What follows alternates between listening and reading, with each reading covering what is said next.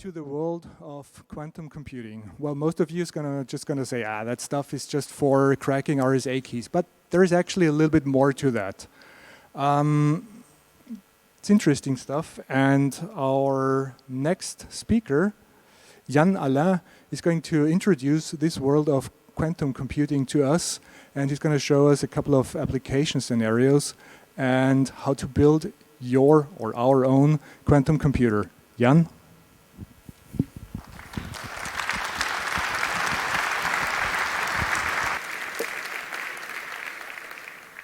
So hello everybody, guten Tag alle. This is the only word I know in Dutch. We will begin this session by trying to convince you that building a quantum computer at home is still possible. This is the agenda. We are in an InfoSec security conference. Why bother with quantum computing when we work at cybersecurity? We will try to explain to you in a simple manner how a quantum computer works. We will explain to you how we build our own quantum computer. And of course, because we are at CCC, we need to know how to hack into a quantum computer. So let me introduce myself a little bit. So I'm Yann Alain, I'm French. I'm used to share my project with some security conference, Hacking the Box Black Hats. I was a speaker and trainer in this type of conference. It's the first time for me in CCC, so it's very cool.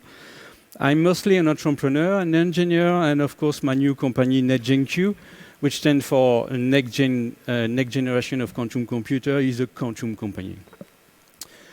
I work in the InfoSec security since 25 years now, so I'm a veteran of this domain. I fight against I Love You viruses and slammer worm, if you remember those worms. And my past activities are related to software and hardware security. So why bother with quantum computing when we work in cybersecurity? If you want to make some difficult calculation on a RSA, for example, to factor a large number on a classical computer, it will take 10 to the power of 34 steps. It's a big number, and it will take on a normal computer 300 trillion of years. It's a long, long time. It's why we say that RSA is secure. On a quantum computer with a specific algorithm called Shor algorithm, it takes only 10 to the power of 7 steps. It's a smaller number, and it takes only 10 seconds. However, you could think that this statement is a little bit overhyped. Yes or no? No, because Shor algorithm is able to break RSA. This is the goal of this algorithm in the human time. However, at the moment we speak, to break a big number with this algorithm, you need to have a much bigger quantum computer that exists nowadays. For example, you need a 4,000 ideal qubits quantum computer. It doesn't exist for the moment. However, quantum computing could be used also for some benefits for our domain of InfoSec cybersecurity. There is many advantages on the corner. You can use a quantum computer or quantum technology to generate true random number. This is useful for cryptography. You can deploy what is called blind quantum computing. And in fact, blind quantum computing is the ultimate privacy for the cloud, for example. Some guys try to launch what they call a quantum internet. It's not so easy at cable networks, and with a particular feature for us that could be cool to use. If you use a quantum internet, everyone that try to spy you on the line will be detected. so it could be very useful.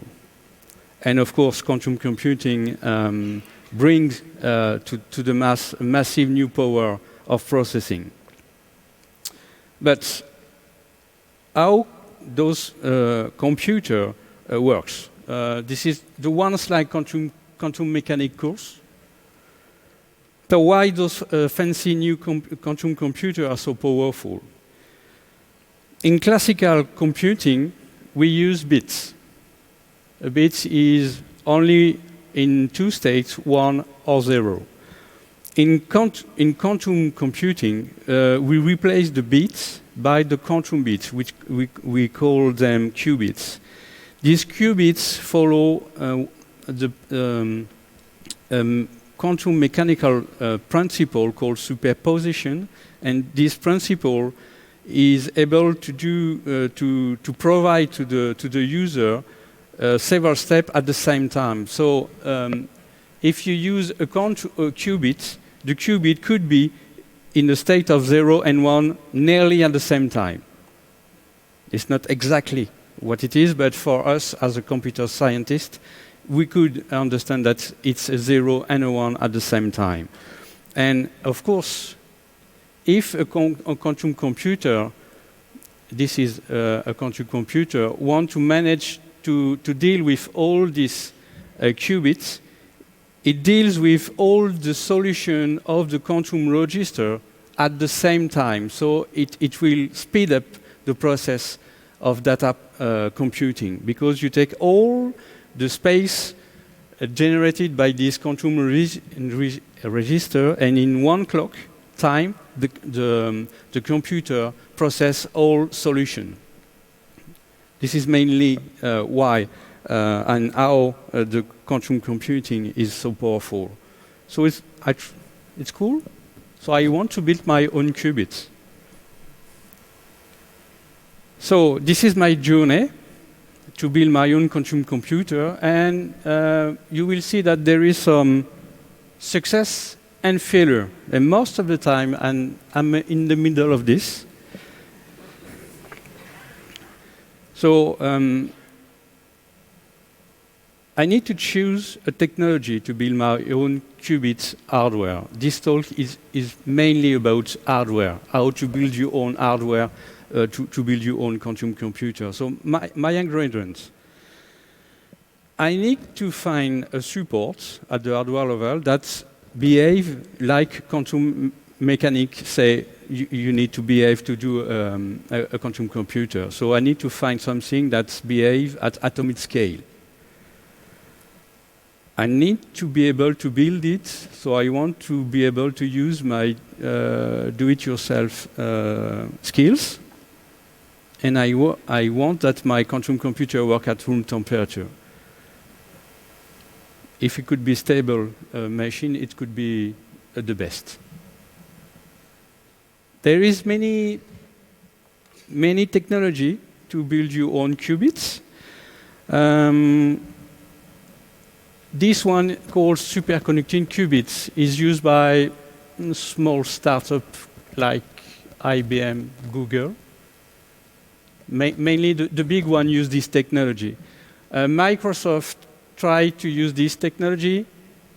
This technology with diamond vacancy is used by university in Australia, in Holland, I think. And of course, I use this technology. I used the technology called trap ions. So I trapped ion to make a quantum computer. So my low-level hardware supports and device to do some calculation with my quantum computer is atom. Why? I choose an atom to make some fancy new quantum computer. The main reason is because I think I'm able to build it in my garage. It's an affordable and well-spread technology because we use technology that has been developed in 1945. There is a lot of experience with this type of technology, and the main reason, in fact, the qubit quality is better than any other technology. We have a long coherence time. If you have a long quantum coherence time, you can make much larger program, for example. So we need to share a bit of theory to understand how this type of computer works. So I have a choice. I made a choice. I could have taken time to make dozens of equations. Mainly, I don't understand those equations. To explain to you how to make some calculation with ions. But I found a video on YouTube, and I would like to share you this two minutes only video to let you understand how, at the theoretical point of view, a quantum computer based on ion trap works. Let's see if it works. Electrically charged atoms make for excellent qubits. This kind of research has paved the way for a quantum computer prototype. Like an ordinary bit, a qubit can be a 1 or a 0. A qubit differs from a bit because it can also be in combinations of these two states. An ion qubit is made from 2 of its energy levels. Ions of the same type are identical, so adding more qubits is simple. You just need to add more ions to the system.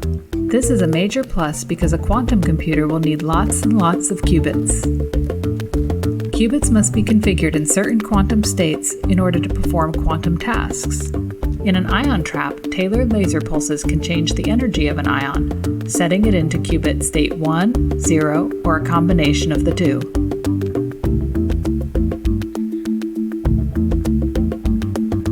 The qubit's surrounding environment sometimes sneaks in and destroys the qubit state, a covert act that can ruin a computation. But some ion energy levels are naturally isolated, and scientists have come up with clever ways of adding in extra layers of protection. Quantum computer calculations are made from steps called logic gates. This will often involve more than one qubit, which means the qubits should be connected in some way. In an ion trap, neighboring ion qubits are connected through their collective motion. This happens because of their electrical repulsion. Laser pulses target the motion, enabling gates between any pair of qubits. To get the result of a calculation, scientists need to tell whether a qubit is in state 1 or 0. Shining laser pulses onto the ions makes only one of the 2 qubit levels fluoresce. So the result, light or no light, gives information about the calculation. Because many qubits are needed, quantum devices must be designed to be scalable. Researchers can only cram so many ions next to each other in a single ion trap before they get too unruly. But with modules, each containing tens or hundreds of ions, they can start to wire up a large-scale quantum computer. Light from individual ion modules can be collected, allowing ion qubits from separate modules to communicate using photons rather than their motion. So far, scientists have wired up 2 such modules, and they are getting ready to deploy larger devices using several more. So, now, congratulations. You are expert in ion trap quantum computing. A 2-minute video only is necessary. However, we like to build this quantum computer. So the plan is the following. We need some ions, you know that now. You need an ion trap. You need a vacuum chamber because we need to isolate our atom from the environment to maintain the quantum states. We need some laser, as you show in the video, to manipulate the quantum states. We need some low-level software to timely send the pulse of laser to manipulate the ions. And we need a camera to measure the ion state quantum states. It's easy now. So, let's go to the difficult parts, I think. Mainly, I would like to say that it's a work in progress. It's a good word to say that it doesn't finish. And just an alert, we need to manipulate very high power electric voltages. So if you want to do this at home, do it at your own risk. It's not my fault. So how to create? First, we need to create an ion trap. How to create an ion trap? What is an ion trap? An ion trap is mainly a bunch of electrodes with specific 3D or 2D geometry. We send to the electrode medium to high power voltage, AC voltage, alternative voltage, from 200 volt to 6 kilovolts. It's a big number for a voltage. We use moderate to high frequency, moderate to high frequency. This is due to the trap theory. Someone have won the Nobel Prize to explain that to trap an atom you need to use an alternative voltage. And this electric voltage will make an electric field. And the goal of the electric field with the trap is just to maintain all the atoms in a chain that will float over the air, over the trap. So how to achieve that at a small company budget, let's say, because it's not for hobbyists, I think. Let's go. So I use my ultra high-tech military grade garage. I use 3D printer, low-cost CNC machine, PCB milling techniques, only open source software, KiCad, FreeCAD, FlatCam, KiCad for the electronics, FreeCAD for the mechanic, and FlatCam for the CNC. I use some high voltage transformer, classical electronic, and of course isolated gloves. Security first. Safety first. Sometime. And of course, I use eBay as the main procurement utility. First try. I need to make a classical pole trap. Of course, when I don't know how it works, I go to Google, and I find that some institution like CERN have a project to make an ion trap from 3D printed parts. So I use conductive ink and only high voltage power supply. So I need to build this. There is the high voltage here, 2 electrodes and 1 ring electrodes. The goal is to trap ions with that. So this is the main laboratory I use. So you have a variac. We take the electric plug from your domestic electric network, the high transformer, and here, 3D printed, you have the 2 electrodes and a camera. This is the electrode. It's a very safe wiring system. For safety reason, I put some resistance here just to limit the currents the first time. In a more closer way, you will see that the high voltage is coming from this. We will apply the voltages to the electrode, and the camera is still just see what the electrode would do. It works. I'm succeeding trapping some macro particle. This is not ion for demonstration purpose, but we succeed to trap in the electrode some particle, macro particle. But we have a first failure, because with this geometry, we couldn't shine correctly the laser to manipulate the quantum state. First failure. In second try, we need to make another ion trap based on a new topology, a new geometry of electrode, and this time we use a linear pole trap to facilitate the laser shining. So again, I need to design on my own this new type, because the CERN don't provide me the 3D printing parts. I use conductive ink and high voltages. So the goal is to design this. And in this trap, you will see that we will trap the ion in a chain in the middle of the trap. So I use my 3D printer, I make some roads,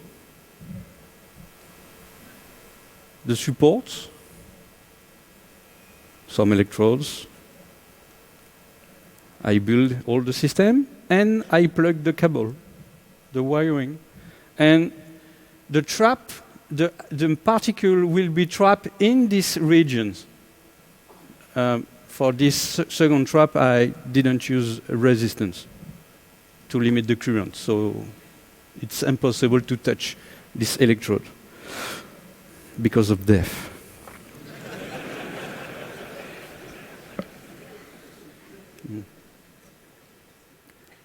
And it works again.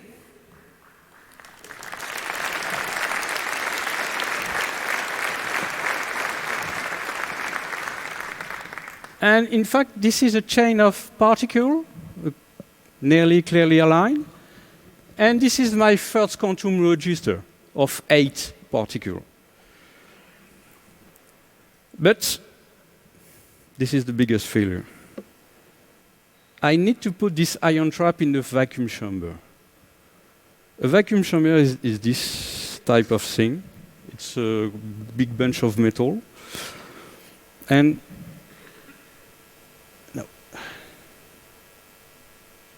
And we put the ion trap inside this. However, first, why we need a vacuum chamber? It's to be able to isolate particles from the other atom in atmosphere to avoid collision between atoms. Because if we have collision between atoms, the quantum state is destroyed and the quantum processing is destroyed also. So we need a vacuum chamber. But 3D printing parts are not compatible with ultra-high vacuum environments. So it's a big fail. Are we doomed? Maker is a hard job, really. So we need to find a new solution. We have found one. So I need to find some materials that are compatible with ultra-high vacuum environments to build an ion trap. I asked the NASA, because NASA sends electronics in space. Space is like a big vacuum chamber. So they have a list of material publicly available to be able to use some material that are compatible with space conditions. They are professional. So what are the candidates, the material candidate for my ion trap? I need to use some gold for electronic conductor. I need to use ceramic for mechanical supports, and captain cable for wiring inside the vacuum chamber. So Maker is really a hard job, because I need to find an idea to transform my 3D printer linear ion trap to something that is compatible with ultra-high vacuum environments. So I need to read the manual. There is a lot of literature on quantum computer, on Google, on internet, so I have a bunch of books about quantum mechanics, and these research papers are full of detail. I found this. Some guys succeed to transform a linear Paul trap with rod to a planar ion trap with planar or surfacic electrode. That's cool. So I need to transform this to that. Oh boy, I need to make my own chip. Price for a complete chip factory is around $200 million. I call Intel, they don't want to sell me one. And it's a bit out of my budget scope. A bit. Let's think 5 minutes to find a solution. In fact, it took me 2 months to find an affordable solution to do that. So how to make a new design like a boss of ion trap? I use a CNC, a $300 CNC, come from Amazon. And I found an empty ceramic chip carrier on eBay from a Norwegian guy. And I designed a simple KiCad PCB. So I use this. This is the ceramic chip support. And what you see in yellow, it's gold. I designed in KiCad this PCB. And this time, we apply electric field, high voltage electric field to this electrode, this one, and those one. And it creates an electric field to align all the macro particle or the ion in this line. And this is how I made my quantum computer chip. Thank you.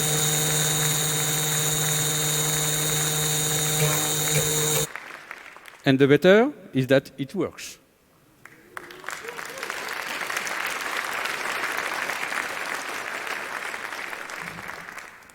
So, tada!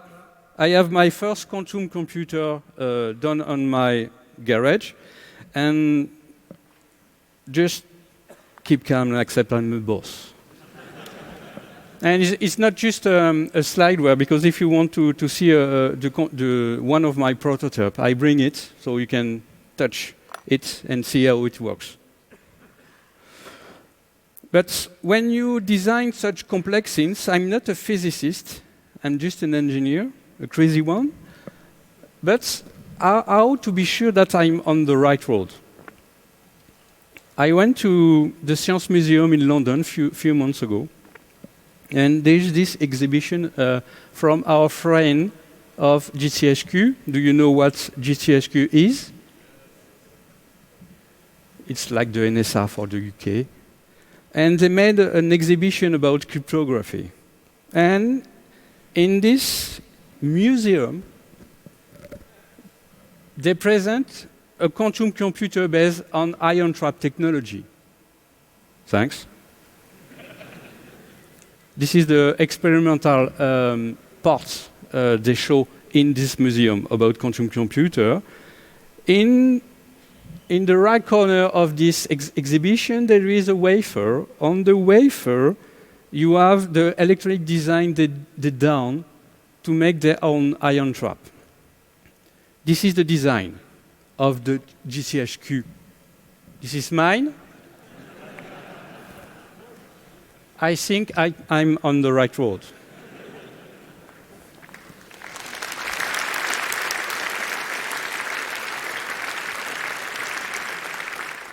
Of course, I need to build my own vacuum chamber. It's not the difficult part. The vacuum chamber is just metal. You need some nuts, bolts, stand metal, and pumps, a lot of pumps, to suck out all the air in the vacuum. So I bought off eBay a different type of pumps. I like my vacuum chamber, this one, pretty one. And I put the ion trap inside the vacuum chamber.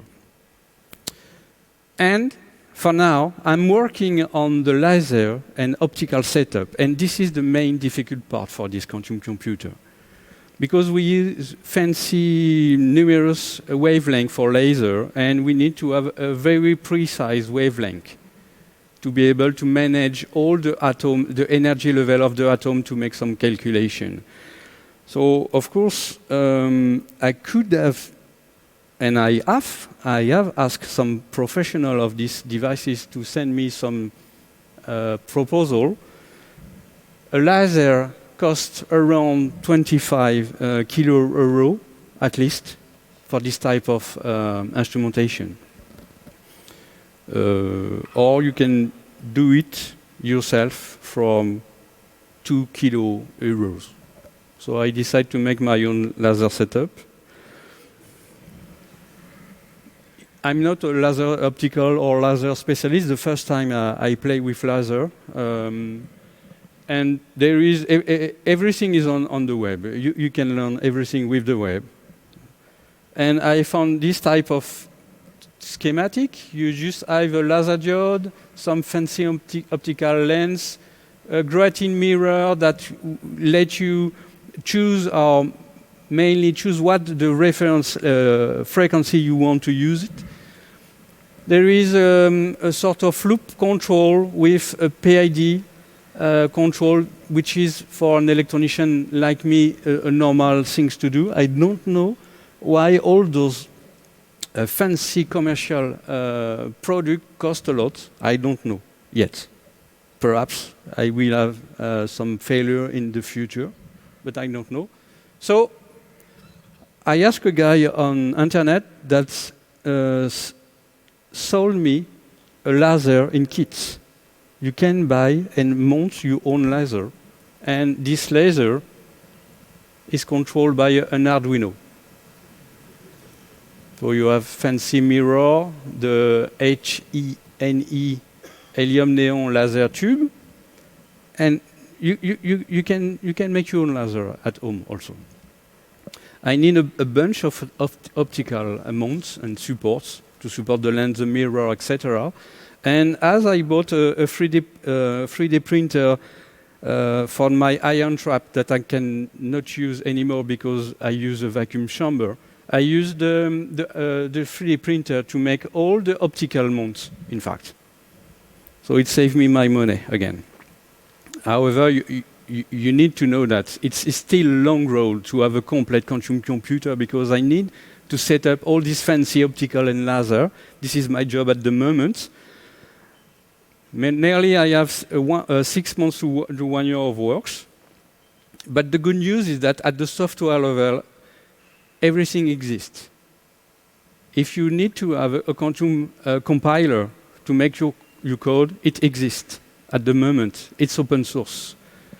If you need to have some framework to make some pulse and laser control, it exists, and it is open source. So I'm trying to convince you, let me know if you agree with me, that doing a quantum computer at home, it's doable. Are you agree?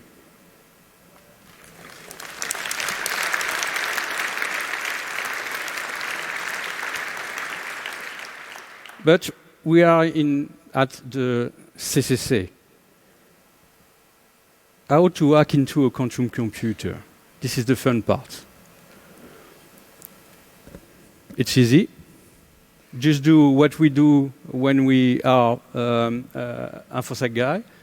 Do the same things we do as usual. Hack the weakest list. You must know that when you build a quantum computer, there is few things that behave in the quantum mechanical regime. You just only need this chip, for example, and some laser. But all the equipment surrounded the quantum part of the quantum computer is classical system. This is wave generator, classical computers, some IoTs, some prober industrial systems. Sometimes they have IP address. If they have IP address, they are vulnerable. So the main avenue to hack into a quantum computer is to hack the surrounded classical embedded system. So,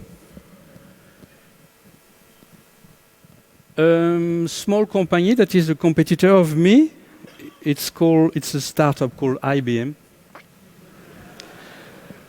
They use superconductive technology to build their own quantum computer. Their processor is just behind this dilution refrigerator because they need to cool down their processor to be able to use the superconducting capability. Mine work at room temperature. And surrounded this processor, the researcher explained, this is a very good video to understand how it works, and surrounded this quantum part of their quantum computer, you have a bunch of instruments, and if you zoom in, you see. If you zoom in this wave generator. It's a wave generator to send pulse to the superconducting processor. There is a sticker. And this sticker, in fact,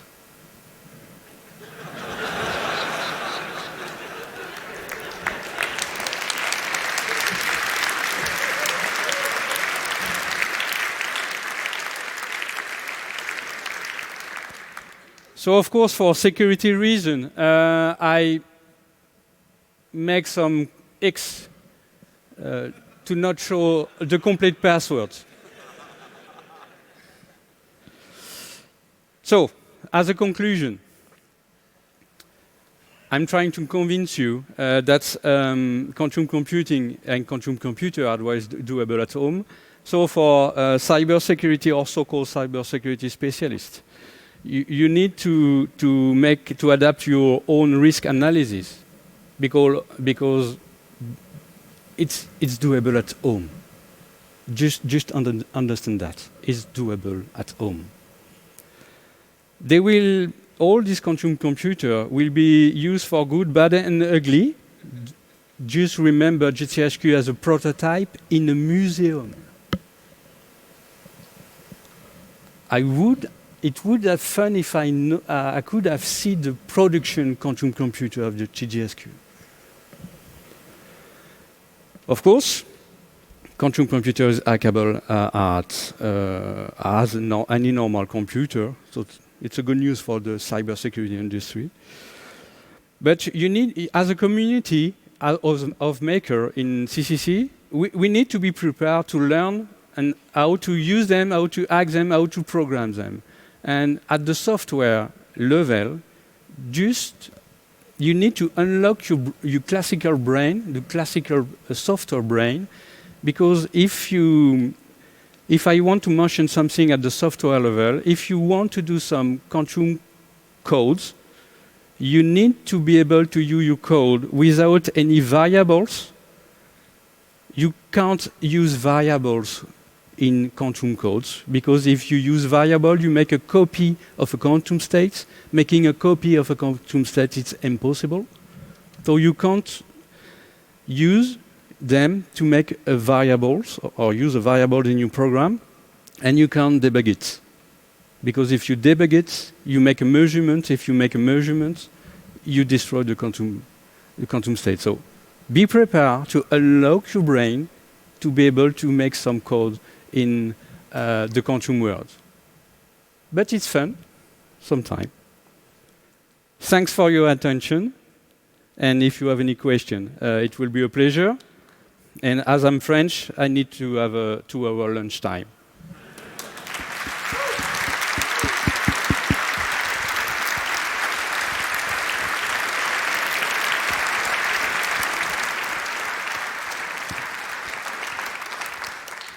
Fantastique. Merci beaucoup.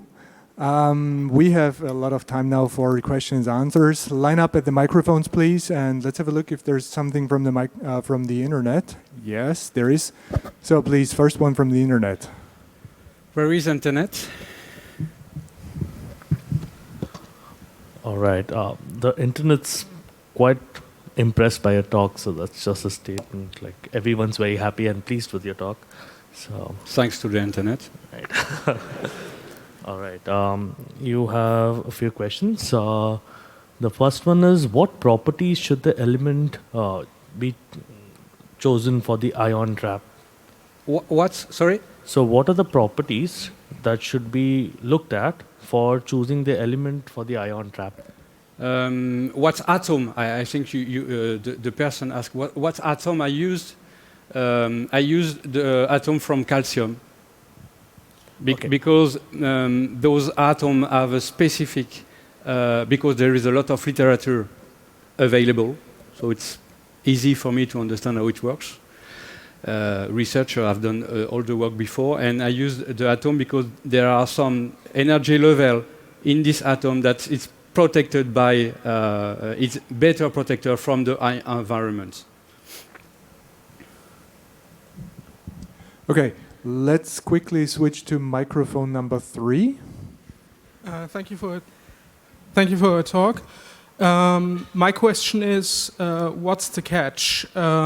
If your design already exists in prototypes out there, and it seems so much easier than working with superconductors, then why isn't everyone already doing this? Why someone choose superconducting and not ion trap technology? Is that your question? Correct. I don't know. Every time there is this type of question, why the big one use superconducting technology and why are you using ion trap technology? Mainly the answer could be that the big one are from the microelectronic domain. So a superconducting qubit is done on a wafer. So it's usual for this type of company to be able to build this type of qubits. I think it's just an habit. Okay, thank you. Okay, microphone number 2, please. Okay, I'm very impressed, but okay, you mentioned that hobbyists can't really afford this, a small company can. So just as a ballpark figure, I would like to ask the question, nice, how much? All I show you here, it costs only less than 15 kilo of euro of material for the moment. It is not for hobbyists, it's for small company. Okay, one question from the internet. Signal Angel, please. All right. The next question is your next step going to be singling out individual ions? Sorry? Can you repeat? Would your next step be singling out individual ions for your next step in your quantum computer? We try to manipulate single ions, but in fact it's the goal with laser. With laser, you shine a laser of individual qubits, and with another laser, you make a link between the ions with the common mode motion of the ion chain, and you change the state of an individual ions. You transfer the state of these individual ions to the chain, which move because ions are electric charged, so they repulse each other, and this act as a bus, and you transfer the quantum state information to a second ion to make a logic. So the goal, effectively, is to be able to manipulate one ions. We shine a laser on the individual atoms. This is the goal. Okay, microphone number 4, please. Google announced recently that they achieved the quantum supremacy. What is your opinion in this theme? They done a very good job for that. I think they show to the world for the first time that a quantum computer is able to do a calculation that a classical computer will never be able to do in the classical world. However, is that calculation is useful? I'm not sure, except for one thing. It's able to certify the randomness of a number, and it could be useful for the cybersecurity world. So I think, and for my company, I have no money to spend to marketing thanks to Google, because they show the world the power of quantum computer. So it's cool for me. Okay, microphone number 2, please. Hello, thanks for the nice talk. I'm a material scientist from offline Gießen. Maybe you heard about our incident here. I was asking, what are your current problems with this? For example, I think I have too many questions to ask here now. But for example, we saw that you had some little pellets that were floating over your structure. But these are not the atoms that you are trying to confine with each other, so you can make calculations. So you didn't tell anything about how you are trying to achieve this, and what is your current state? I mean, could you even start some crude calculations on this already, or No, I mean, not for the moment, because I need to shine the laser in the right direction. So for the moment, I'm building the optical setup. okay, all right. Maybe there are some possibilities how I could help you with your project. You're Because welcome. I have access. If I could ask the right people, I'm not in the position to promise something to you now. But for example, we have a nanoscribe laser system with this, like a 3D printer, but you can build things on nano levels, on nanometer scale. What is the cost of to use it?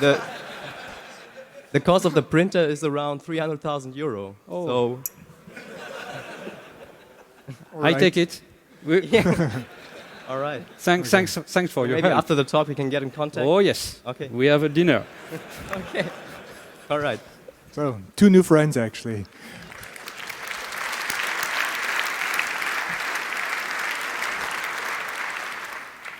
Question from the internet, please. All right. So how many qubits is it possible to make in the garage? For the prototype, we think we are able to do some 10 to 15 qubits with one ion trap. The goal is to chain the ion trap. So we have many, not as many as we want, but we could raise the number of qubits to 100 qubits. Okay. Microphone number 3, please. Which calculations do you plan to perform on your quantum computer? I don't care. I build things. And software guy do their code. It's not my job. Okay. Microphone number 4, please. There is somebody. Hello. So your optical setup reminded me of atomic force microscopes. Are you aware of what they are? Perhaps. They are essentially an optical setup with a microscale tip at the edge that that scans across the surface and can detect nanoscale features. But the cool thing is that even though this is a scientific instrument, there's also open hardware designs for that. And maybe you can see the ideas from that for your optical setup, because once again you've got precise lasers, at least on the geometrical side. They have to be precisely aligned and everything. Thanks for the information. And of course, we use a lot of spectrography techniques in this type of computer. Okay, we have somebody over there at microphone number 3.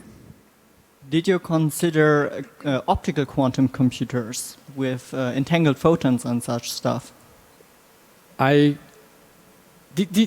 This was my first choice, in fact. However, as far as I know, I'm not a physicist. It's difficult to make some entanglements, not entanglement. It's difficult to make some photons to talk to each other. Let's say that. So it's a complicated way to do something with multiple qubits, but photonic is a good technology because it works also at room temperature. Mm-hmm. But I prefer to have a vacuum chamber in my garage. Okay, let's interrogate the internet again.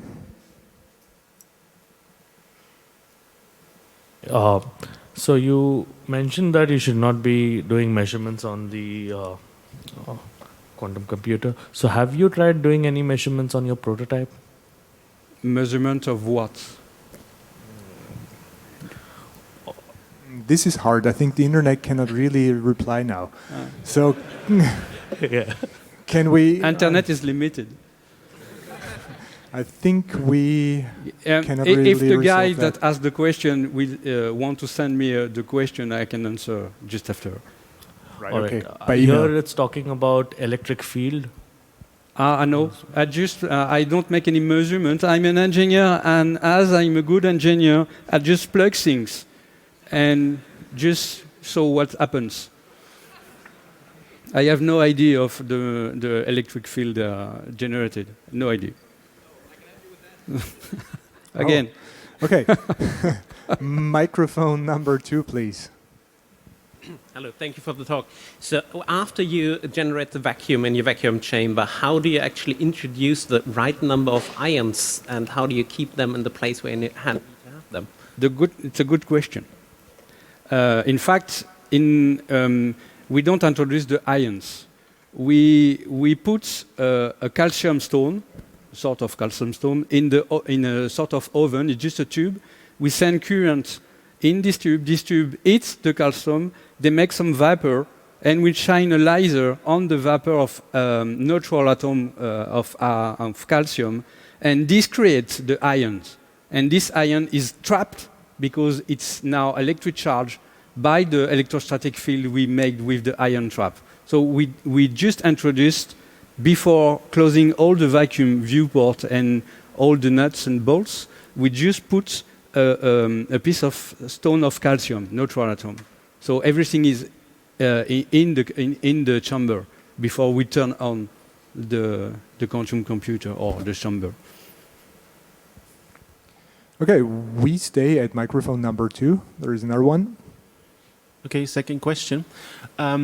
What you're describing is you have a linear array of, right now, macroscopic particles. You will have a linear array of ions that are then coupled by kind of common vibrational modes, so they need to see each other's electrical fields. So I am wondering what the characteristic length scale between macroscopic particles versus ions would be if you want to have some meaningful vibrational modes that don't immediately get drowned in external thermal noise. So if I understand correctly the question, you ask me what is the dimension between the ions? Yes, I mean you are pretty big compared to the IBM guys. Yes, I'm big. Yes, you're right. The main dimension we use between ions is few micron. And if some researcher succeeds to align 100 ions, so you have a chain of 100 ions multiplied by 5 to 10 micron between ions. This is the length. Yeah, but I mean, on your substrate, you have a fraction of a millimeter. Yeah, between the. It's because it's prototype. Okay. You're right. I need to squeeze the design a little bit. Okay. I just need to buy a better CNC machine. Your I have friend. one. Okay, we got some question from the internet again. All right. So this one is. This is more towards knowing about the GCHQ exhibition. Is it still open? Do you know? Yes, I think. I have a free ticket if you want. It's free. In fact, it's free. I guess people will contact you on Twitter for that? Yeah, and make some touristic business also. I can help. Everyone was impressed with your GCHQ hat. Capra. Okay, any more questions? How many people are working in your garage? There is me and sometime one of my daughter, which is 10 years old. Pro team? Yeah, a big one. Okay, any more questions from the audience, from the internet? We have time. Okay, I'm going to close that session now. Thank you very much. Big applause again for Jan.